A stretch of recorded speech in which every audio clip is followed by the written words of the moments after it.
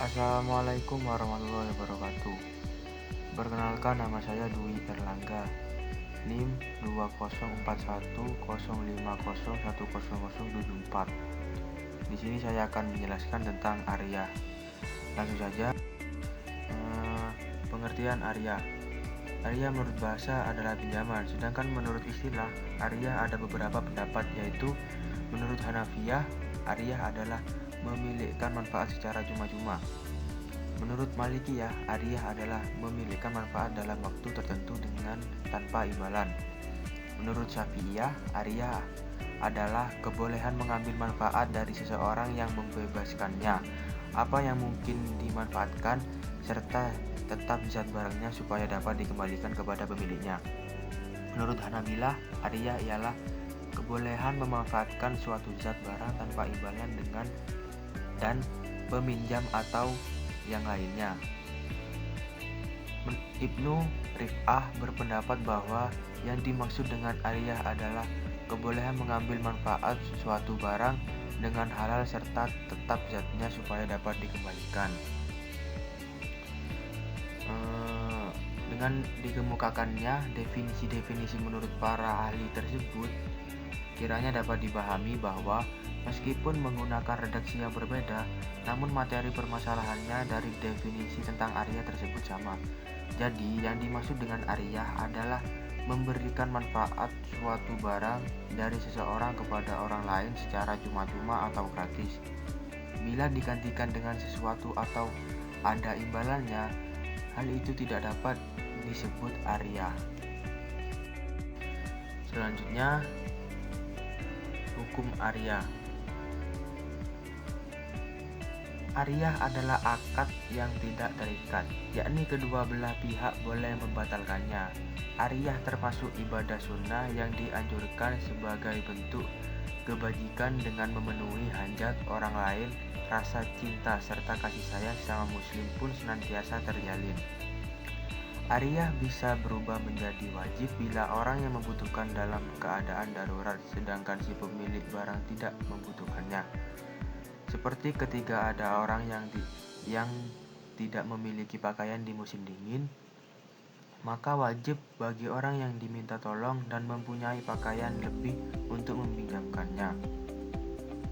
Anjuran dalil-dalil Al-Quran dan hadisnya diantaranya firman Allah Ta'ala dalam surat Al-Maidah ayat 2 yang berbunyi, "Dan tolong menolonglah kamu dalam mengerjakan kebaikan dan takwa, dan jangan tolong menolong dalam berbuat dosa dan pelanggaran. Bertakwalah kamu kepada Allah, sesungguhnya Allah amat berat siksanya." Hadis Rasulullah SAW, Safwan bin Umayyah bercerita bahwasannya Rasulullah SAW pada perang Hunain pernah meminjam baju besi darinya. Saat itu ia belum masuk Islam, lalu ia berkata kepada Rasulullah, "Apakah perisai ini diambil begitu saja dariku Muhammad?" Beliau menjawab, "Tidak, tetapi pinjaman yang dijamin akan dikembalikan." Hadis riwayat Ahmad Hasan.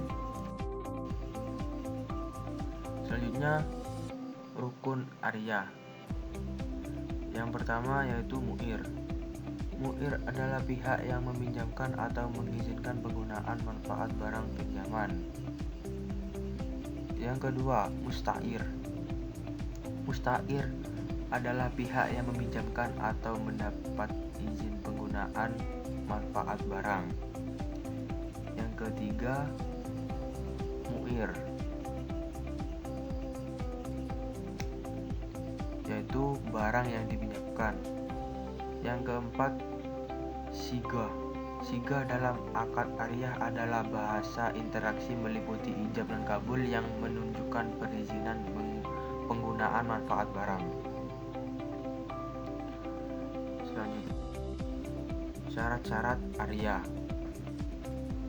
Yang pertama yaitu pemberi pinjaman harus baligh, berakal sehat, dan melakukannya dengan sukarela. Yang kedua, peminjam harus baligh, berakal sehat, dan jelas orangnya. Yang ketiga, peminjam harus menerima barang pinjaman. Yang keempat, benda yang dipinjamkan adalah hak milik pemberi pinjaman pinjaman atau ia memiliki izin untuk meminjamkannya. Yang kelima, benda yang dipinjamkan dapat diambil manfaatnya tanpa mengurangi atau merusaknya.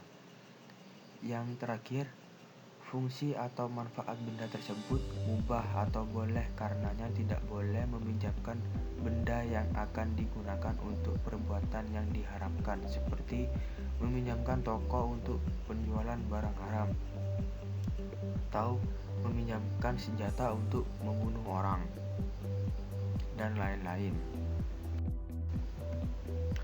Nah, itu saja penjelasan dari saya. Terima kasih yang telah menonton video ini. Wallahul muwaffiq ila aqwamit thoriq. Wassalamualaikum warahmatullahi wabarakatuh.